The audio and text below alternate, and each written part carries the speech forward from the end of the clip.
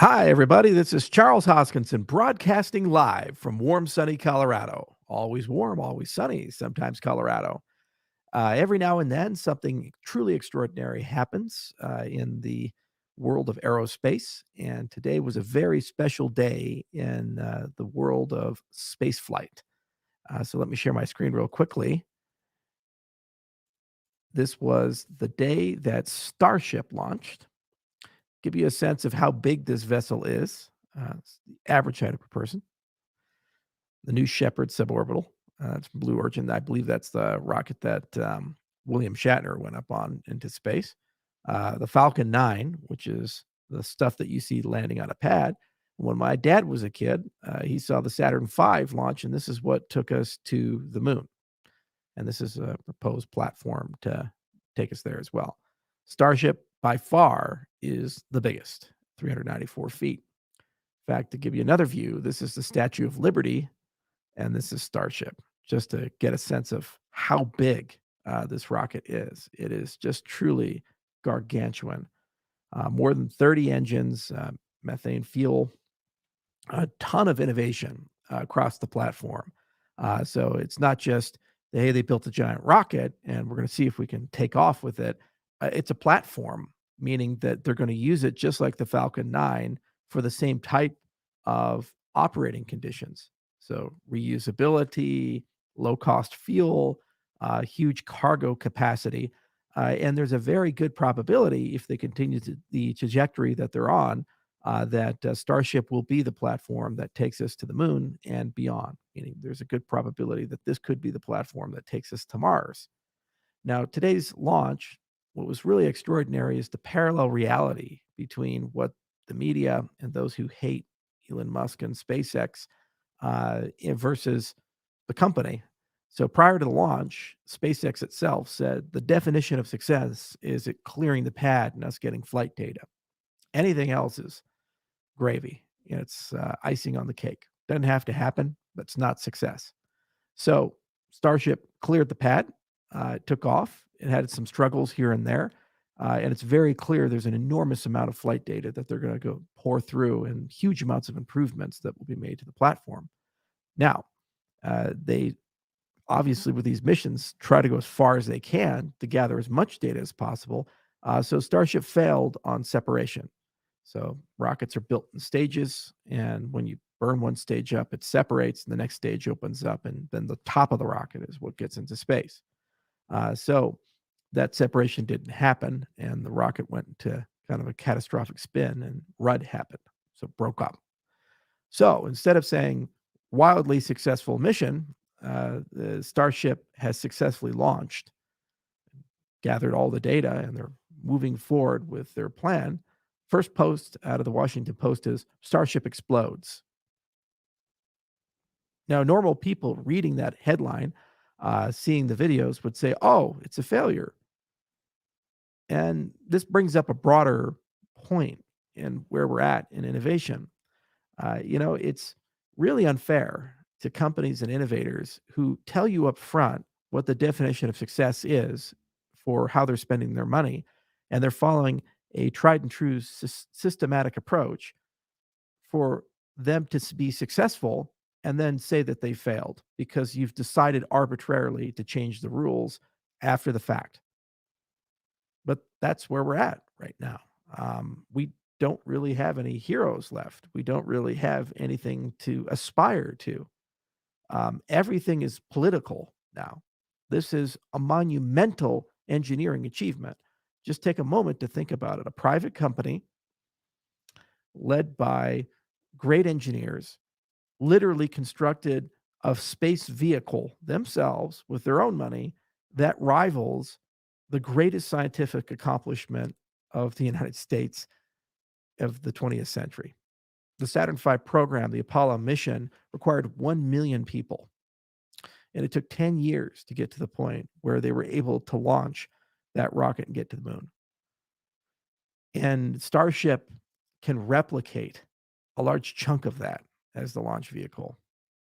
And it was done by a private company that has systematically worked its way through test after test, explosion after explosion, great results. And a company that has a phenomenal track record, it's one of the only private company I know of that has taken astronauts into space. Correct me if I'm wrong, to the space station. It's not a hypothetical, they've done it.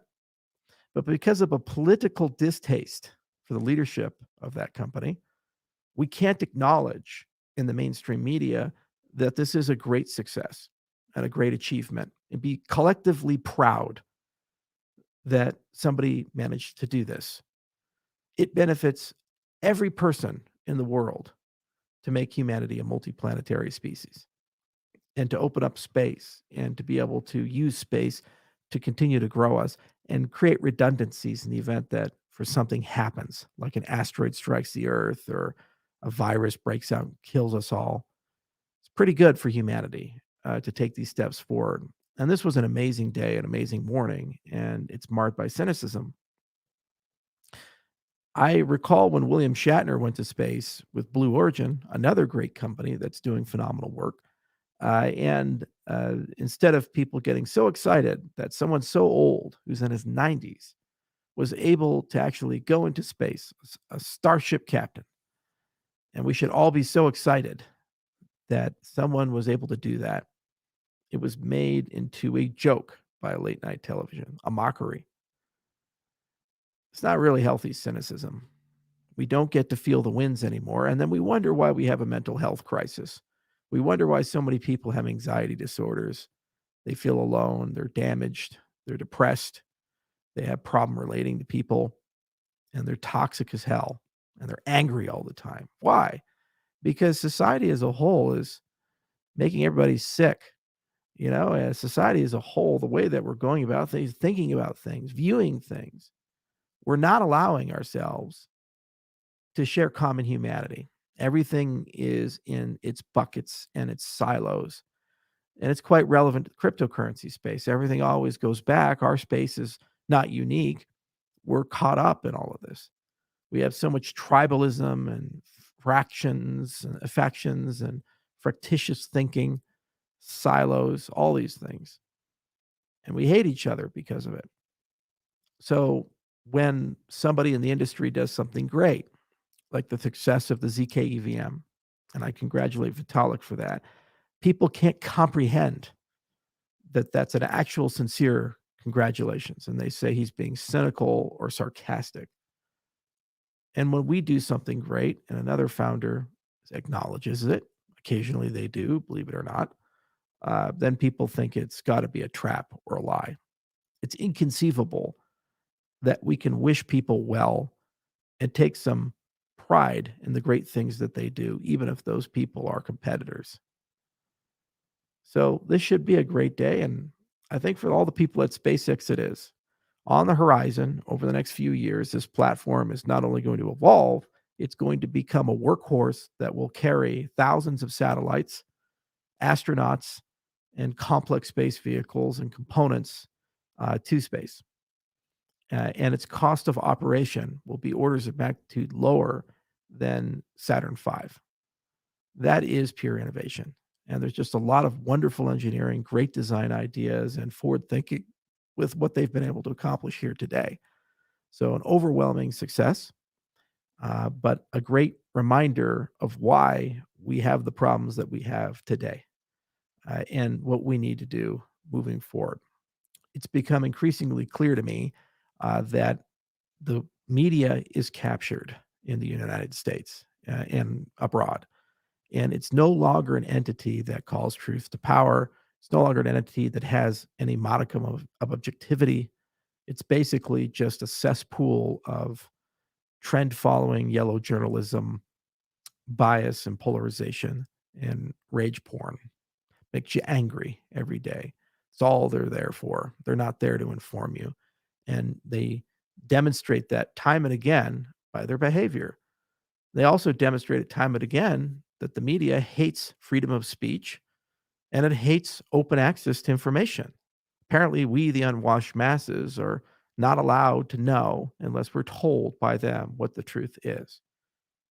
We recently had a presidential candidate, Robert Kennedy Jr., who's running on the Democrat side. And apparently, 30 minutes into his announcement speech, he was censored, shut off. People didn't like what he had to say. We have no political diversity of thought if you don't follow the orthodoxy that's been pre-decided by people you've never met, never will meet. You're considered to be illegitimate. The most popular podcaster in America, whose ratings are often the aggregate of Fox News, CNN, MSNBC together, is Joe Rogan. Never once is he mentioned in mainstream media as the most popular podcaster in America and an influential and powerful person. It's alt-right comedian Joe Rogan, vaccine denier. So this is the challenge of our time. We have to change the way we communicate and interact with each other, and we have to feel the winds, and we have to have a collective empathy and understand each other, and we have to engage in meaningful dialogues. Now, for the cryptocurrency industry, we have the power to enable the collaboration platforms. Blockchain technology can do this. We have the power to identify people. Self-sovereign identity and DIDs can do this. And we have the power to incentivize different ways to communicate. Tokens can do this. But just because you have a technological capability doesn't mean we are going to do this. We have to choose to. And we start by acknowledging there is a problem. Today is a great example, one of so many, of a problem. And if it's not easy to see, then I think what's happened is you've become a victim of the propaganda that continues to flow through. You know, it's not about liking people or endorsing people. You know, there's plenty of things that Elon Musk has done throughout his career. Really, it's just strange and weird. The case is very frustrating, pisses me off. But at the end of the day, I can acknowledge that he's done some great things. Model Y, I think, is the best-selling car in the world, overthrowing the Toyota Corolla. Who thought of that coming? Over 1,000,000 units. Go figure. Kicked Ford's ass. This spaceship, the most ambitious private space program ever conceived. And today I saw it take off. Proof's in the pudding. And we're not allowed to feel that as a win. We're not allowed to acknowledge that that is making things better. We have to hate him because he's apparently said things people don't like. Okay, that's humanity now. That's the world now. Everybody has tribes and factions, and let's all throw grenades at each other. I don't want to live in that world, and it's not going to get any better. It's only going to get worse. Petty, absolutely petty.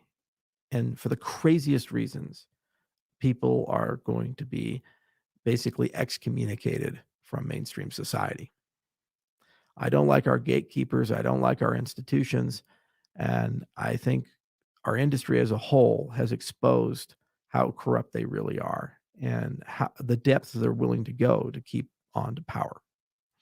So as you think about the future and acknowledge that there are problems, always understand that the things we do in this industry are the ultimate escape hatch. They are the ultimate opt out. You see, it's not about tokens. This is not about some crypto wallet here or Cardano versus Ethereum. This is at its core about self sovereignty and economic agency, and ultimately getting to an objective reality where we're all treated equally and we all have access to the truth, not the truth according to someone, but the truth, the objective reality of things, whether we like it or not, whether it offends us or not, whether it's convenient or not, or whether it perpetuates your business model or not. That's a much healthier world to live in. And it's one that I think we all deserve, but we have to earn. So, congratulations to SpaceX. Congratulations for their amazing achievement. I cannot wait to watch the next launch, and I cannot wait to see the next great accomplishment. Can't wait to see humanity return to the moon, and I can't wait to see humanity set foot on Mars. Long overdue, and it's about time to inspire people again. And I personally took away from this a belief that we can be better and we can achieve great things if we only choose to and we work together. And I hope it eschews just a little bit of cynicism and brightens your day. Thank you so much. Cheers.